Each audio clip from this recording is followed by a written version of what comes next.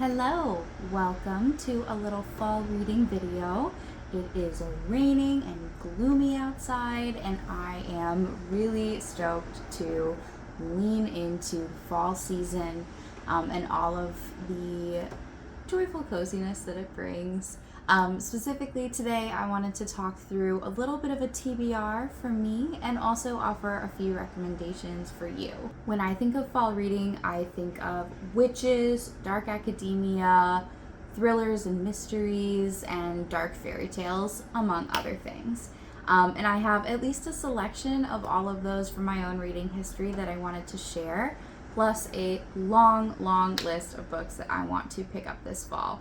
I've narrowed it down to just a few categories, and I'm only listing a few books because my reading is definitely all over the place. So I hope that by listing just a few books, I might actually read all of them, but we'll see. Let's go ahead and jump in, starting with my TBR. My dark academia pick for this fall is Babel by R.F. Kuang, which came out last year, and I failed to read it last year, but I do really think I will enjoy it.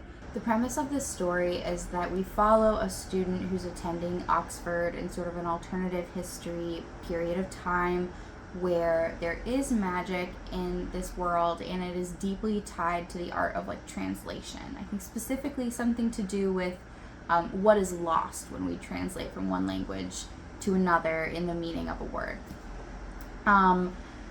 This student is kind of torn between different identities as a Chinese British immigrant, and somebody who really endeavors to be a scholar who loves being immersed in linguistics. And I think they end up kind of getting tied up in a student revolution. But my understanding is that this is a story all about colonial power and really leans more towards historical fiction than into the fantasy elements, but it is truly dark academia at its core, definitely a critical look at the institutions that uphold academics, and so I'm really excited to read this. On the murder mystery and thriller side of things, I am a bit of a scaredy pants and don't read a lot of books in that genre day to day, but I do have a goal to read more sort of famous female authors this year, and one that I have yet to pick up is Agatha Christie. So I have two books of hers here, And Then There Were None and Murder on the Orient Express, both of which I'm really excited to pick up this fall. Agatha Christie is the queen of the murder mystery tale, and I'm pretty sure that the stories in these books are pretty famous. I'm lucky that I haven't encountered them anywhere in movie form or TV show form, so I will be new to these stories and I really want to go in blind, but I have very high hopes that she will deliver, given that she is as iconic of an author as she is. On the witches front, I already read a lot of books about witches. This is one of my top genres of reading. But one iteration on the witch story I don't consume as much is comedy witch stories. And Terry Pratchett, the king of comedy fantasy, does have an entire series on witches. This is Witches Abroad, which I think is the third in his witches series. My understanding is that it starts with Weird Sisters, but I don't have that copy right now with me, so you get the third. So my entry into the world of Terry Pratchett and the Discworld series, which has well over 40 books in it, has been the Moist Von Litvick series, which starts with going postal and follows a con man who kind of gets roped into lots of government work and sort of helping the core city in this world modernize. And I have just loved those books. I feel like they have been so funny and heartwarming and easy to consume, and they pose really interesting, fun questions. So I have a lot of faith in Terry Pratchett as an author, and here again, I don't know a lot about the Witches series. My understanding is it's pretty goofy. I've heard the names of some of the witches, but that's it. So I'm excited here again to kind of go in blind, just knowing that I love Terry Pratchett's works. and see if they crack me up as much as the last series I read did. Lastly, when I think of dark fairy tale books I'm really excited for, Nettle and Bone by T. Kingfisher has been on my radar for a long time, and I would love to pick it up this fall. I think I'm up next in the queue at the library, so that is very exciting. But my understanding is it follows a really standard sort of fairy tale format. We follow 3 characters from different backgrounds and sort of a quest-like structure where they have to sort of get a certain number of objects for a magical spell. But I think it kind of riffs on some of the sort of standards of the genre that we know and love in ways that are really endearing and fun. I think I've heard that there's like a skeleton dog, which count me in. So I'm really excited for that story. I think T. Kingfisher is a really popular author right now, and they seem to write in a lot of different directions. So I'm hopeful that by starting with Nettle and Bone, I will find sort of a new favorite author, because everything I've heard about her works really excites me. So those are the books that I'm excited about. I don't have a lot to say about them because I haven't read them yet, but let me now move on to some recommendations for you. So my first dark academia recommendation for you all is actually like dark academia in real life. This is a nonfiction story called Dark Archives by Megan Rosenblum, and it is a story all about the study of books bound in human skin. Megan herself is a medical anthropologist, and she teaches a lot about medical ethics at her university when she's not serving as a librarian directly. And it is just the most like unputdownable, fascinating, kind of grotesque story I've ever read. It's, like I said, it's nonfiction, but it is like part history book, because we kind of delve into the periods of time during which books were being bound in human skin. It's part like science education, because we learn about the like logistics of how books were bound in human skin and how we test the covers of books to determine if they were bound in human skin or if they were bound in the skin of other things like animals, for example, like pigs. It's part ethics lesson because she talks so much about the really problematic nature of a lot of these books. It questions how and when consent was acquired for the production of these books.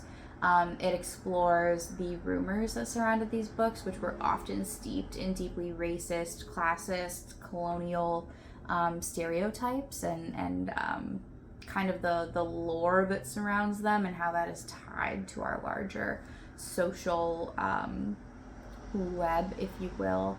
But this book was so unexpected and just absolutely fantastic. Like, it's really weird to tell people how much I love this book about books bound in human skin, but I really do, and you really should read it. I think I put this on my list of top 10 best books of 2022. So if you want to hear more about the book, you can watch that up here. And I would also just give a quick endorsement for the audiobook, because that's how I consumed this story, and the voice actor reader did a really great job with it. So definitely check out Dark Archives if you're looking for kind of a spooky, gross, fascinating history. All right. When I think of dark academia, one of my number one recommendations is Ninth House by Leigh Bardugo. Ninth House is the story of Alex Stern, who kind of gets a second shot at life when she's approached by Yale University to attend as a student. The reason she's approached to attend is that she has this magical ability to see and interact with ghosts.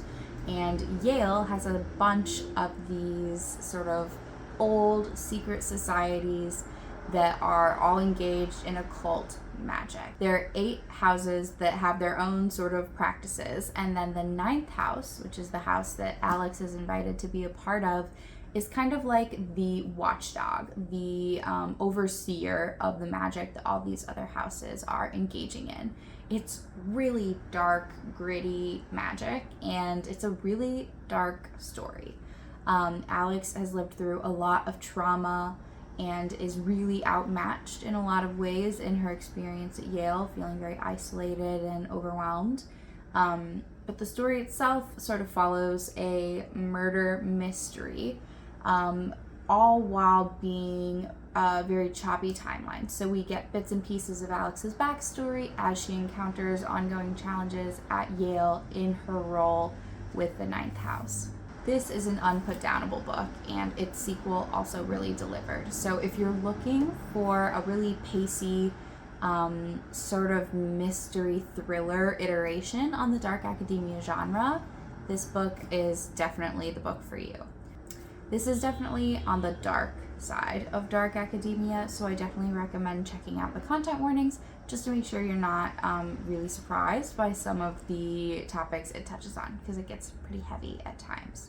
Overall, fantastic read. I highly recommend it for your next dark academia pick. Another book that comes to mind for the dark academia genre is A Discovery of Witches by Deborah Harkness. This is kind of like a crossover book because it's very much dark academia, but it's also at its core such a witch's story. The story follows Diana Bishop, who is a professor and historian at Yale University, currently traveling as a sort of traveling historian in Oxford. Our main character, Diana, is from a long line of bishop witches that tie all the way back to the Salem witch trials. But she has never been interested in being a witch. She loves her life and her work as a historian and really rejects the witch part of her identity. She, however, is confronted with her witchiness when, while doing research at Oxford's Bodleian Library, she takes out a book that she shouldn't really be able to access. And it kind of opens the world into all the politics and complexity of the demons, vampires, and witches who are among the supernatural creatures of the world, kind of living and hiding, all of whom want access to this book of life, which supposedly contains the sort of origins and histories of these different supernatural creatures.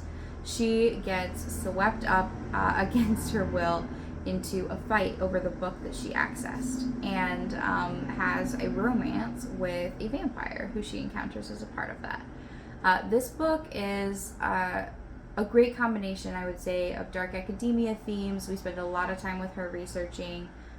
It's got crossover with the vampire genre. There's also moments where it feels like historical fiction because our main character is a historian. We really lean into some of those historic scenes that she's researching. And I found the books to be really fun. What I will say is I really don't like the romance in these books.